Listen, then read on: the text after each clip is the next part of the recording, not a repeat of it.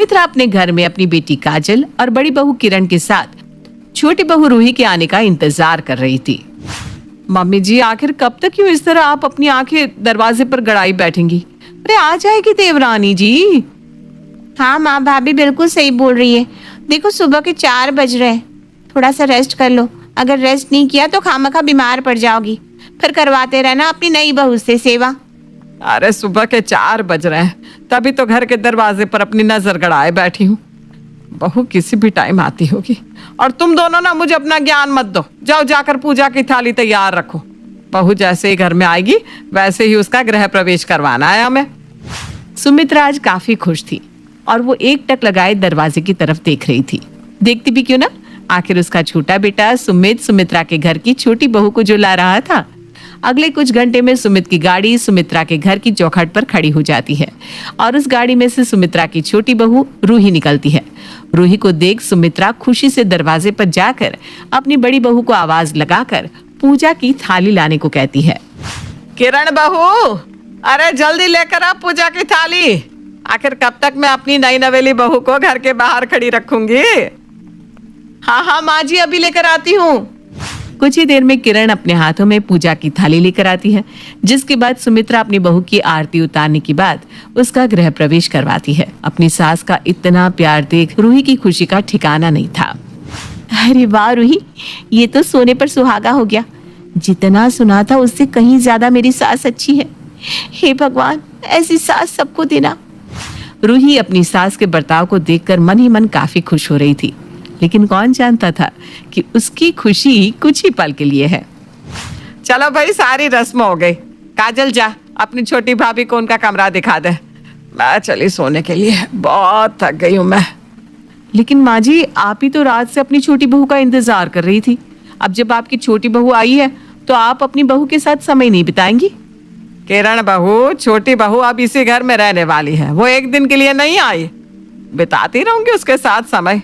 अभी बहुत समय पड़ा है समय बिताने के लिए, समझी? जा जाकर घर का काम कर और पहले ना मेरे लिए 1 कप चाय लेकर मेरे कमरे में आ जाना। मेरे सर में बहुत ज्यादा दर्द हो रहा है। अभी तक जो सुमित्रा अपनी छोटी बहू के आने का इंतजार कर रही थी, अचानक उसी सुमित्रा के हाव भाव बदल जाते हैं। ये देखकर रूही कुछ समझ नहीं पाती, लेकिन रूही उसी समय किसी से कुछ बोलना जरूरी नहीं समझती और अपनी ननद के साथ अपने कमरे में चली जाती है। ऐसे ही समय गुजरता है और समय के साथ साथ रूही अपने ससुराल की जिम्मेदारियों को भी समझने लगती है। ऐसे ही एक दिन रूही किचन में खाना बना रही थी, तभी उसकी ननद काजल उसके पास आती है और छोटी भाभी से कहती है, भाभी क्या बना रही हो? आज खुशबू से तो लग रहा है कुछ बढ़िया ही पक रहा है। जी हाँ ननद जी, आपने बिल्कुल सही अंदाजा लगाया है। आज मैं घर में कुछ अच्छा ही बना रही हूँ। घर में ऐसा कुछ बना रही हूँ जिसे देखकर सभी खुश हो जाएंगे। अच्छा, ऐसा भी क्या बना रही हो भाभी? जरा मुझे भी तो दिखाओ। नहीं नहीं नहीं नहीं नन्ना जी, ये तो अब डाइनिंग टेबल पर ही देखने को मिलेगा। रूही की बात सुनकर काजल अपनी भाभी को कोई जवाब नहीं देती और वहां से चली जाती है। कुछ देर बाद जब सभी खाना खाने बैठते हैं तो खाने में हलवा, पूरी, सब्जी देखकर सभी का मुंह बन जाता है। अरे बहू, ये तूने क्या बना दिया? हमारे घर में कोई भंडारा चल रहा है क्या जो तूने हलवा पूरी सब्जी बना दी? नहीं माँ जी, भंडारा तो नहीं है, लेकिन मैं जब से यहाँ आई हूँ कुछ अच्छा नहीं बना, इसलिए मैंने सोचा कि क्यों ना आज ये बनाकर सभी का दिल जीत लिया जाए। किरण बहू, लगता है तूने छोटी बहू को कुछ समझाया नहीं है, तभी छोटी बहू ना समझी कर रही है। क्या मैं सही बोल रही हूँ ना? तूने बहू को कुछ नहीं बताया ना? वो माँ जी, मुझे टाइम ही नहीं मिला बताने का। मैं इसे बता दूंगी। ये क्या बात चल रही है? मतलब क्या बताने की बात चल रही है? ऐसा भी क्या है जो मुझे नहीं पता? देख बहू, इस घर के कुछ रूल्स, नियम है और जब तक इस घर की औरतें उस नियमों को सही ढंग से फॉलो नहीं करती तब तक वो इस घर में इस घर की बहू कहलाने लायक नहीं होती। इसलिए तुझे भी कुछ नियम फॉलो करने होंगे। साथ ही तुझे कुछ परीक्षाओं में पास होना पड़ेगा, तभी तू इस घर की बहू बन पाएगी। परीक्षा? हाँ, परीक्षा। बाकी तुझे किरण बहू अच्छे से समझा देगी। क्या बहू, सही बोल रही हूँ ना मैं? जी हाँ माँ जी, आप बिल्कुल सही बोल रही हैं। मैं रूही को सब समझा दूंगी।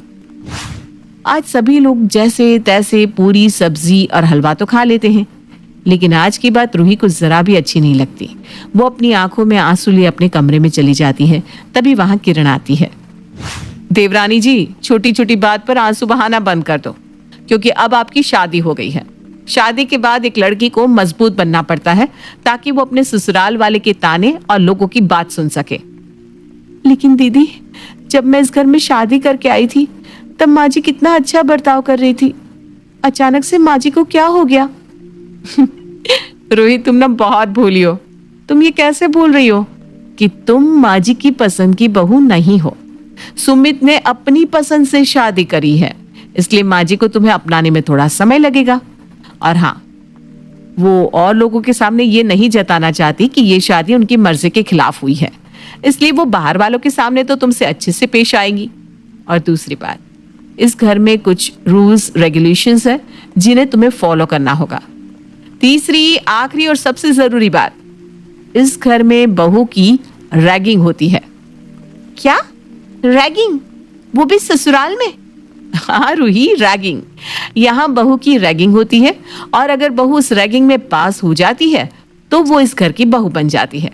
लेकिन अगर वो रैगिंग में फेल हो जाती है तो वो भले ही 4 लोगों की नजरों में इस घर की बहू हो, लेकिन माँ जी उसे बहू के रूप में कभी नहीं अपनाएंगी। लेकिन दीदी, ये रूल सही नहीं है। मतलब रैगिंग कॉलेज की हो, स्कूल की हो या ससुराल की, ये सही नहीं है। तुम सही कह रही हो रूही, लेकिन तुम्हें रैगिंग को तो पास करना ही होगा, क्योंकि तुम्हारे पास दूसरा और कोई ऑप्शन नहीं है। और मुझे माफ करना, तुम्हारी रैगिंग मैं भी करूंगी, क्योंकि मैं जब इस घर में शादी करके आई थी तब माँ जी ने मेरी भी रैगिंग करी थी। सोचो, मैं तो माँ जी की पसंद की बहू हूँ, तब माँ जी ने मुझे नहीं छोड़ा तो वो तुम्हें कैसे छोड़ देंगी? जबकि तुम तो माँ जी की पसंद हो ही नहीं। तुम्हारी शादी तो सुमित की वजह से माँ जी को मजबूरन करवानी पड़ी। इतना बोलकर किरण वहां से चली जाती है।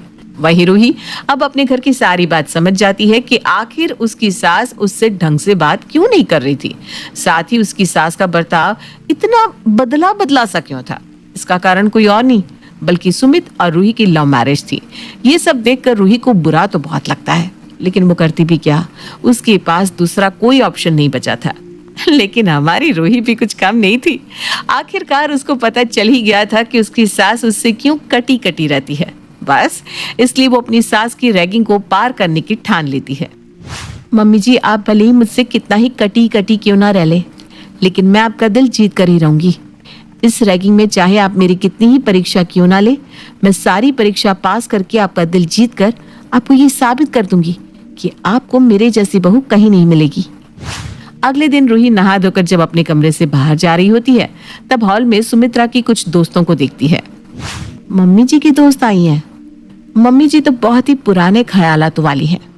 खैर जो भी है, अब जब माँ जी ऐसी है तो जाहिर सी बात है कि उनकी सारी सहेलियां भी ऐसी ही ओल्ड फैशन की होंगी। उनके सामने हाथ में चाय कॉफी और घूंघट में जाना ही अच्छा होगा, नहीं तो वो तुरंत जज कर देंगे मुझे, और बाद में माँ जी उनके जाने के बाद मुझ पर भड़केगी। जहाँ रूही ये सब अपने मन में सोच रही थी, वहीं सुमित्रा अपनी सहेली कुंती से अपनी बहू को देखते हुए कहती है, अभी देखना मेरे बेटे की पसंद, यानी मेरी बहू कैसे अपने ही फैशन में आती है हीरोइन बनके।